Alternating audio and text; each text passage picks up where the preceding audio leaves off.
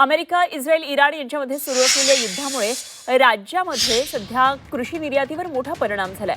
द्राक्ष उत्पादक यामध्ये मोठ्या अडचणीत सापडलेत. कोट्यवधींची द्राक्ष शेतामध्ये सध्या पडून आहेत आणि निर्यात ठप्प झाली आहे. त्यामुळे शेतकऱ्यांना थेट परिणाम आता पाहायला मिळतो आहे.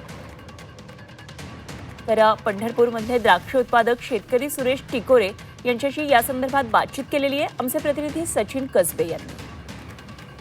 पंढरपूर तालुक्यामध्ये कासेगाव परिसर असेल, लक्ष्मी टाकळी परिसर असेल, या ठिकाणून मोठ्या प्रमाणामध्ये द्राक्षांची निर्यात ही आखाती देशांमध्ये होत असते. मात्र या युद्धाचा परिणाम या सर्व निर्यातीवर झालेला आहे. या ठिकाणी शेतकरी द्राक्ष उत्पादक त्यांच्याकडून जाणून घ्या काय नक्की परिणाम ह्या सगळ्या युद्धाचा झालेला आहे तुमच्या बागेवर.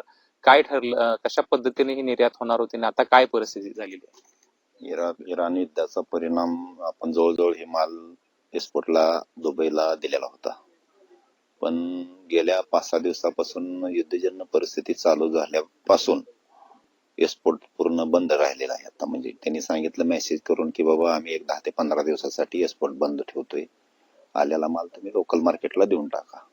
आता लोकल मार्केटचा जर विचार केला तर 50 रुपये, 60 रुपये, 65 रुपये, 70 रुपयाच्या पुढे रेट नाही. 100 रुपयाने दिलेला मालात जवळजवळ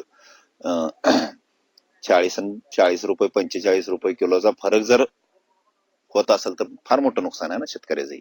आज जवळजवळ काशेगाव परिसरामध्ये पंढरपूर तालुक्यामध्ये 2,500 हेक्टर द्राक्षीचं क्षेत्र आहे. आज प्रत्येक शेतकऱ्याचं जर हे 40-50 रुपयानं जर फरक पडला तर जवळजवळ प्रत्येक शेतकऱ्याचं 1 एकराचं 2-4 लाखाचं नुकसान आहे. कॅमेरा पर्सन राजू मिसळसह सचिन कसबे, G24 तास, पंढरपूर.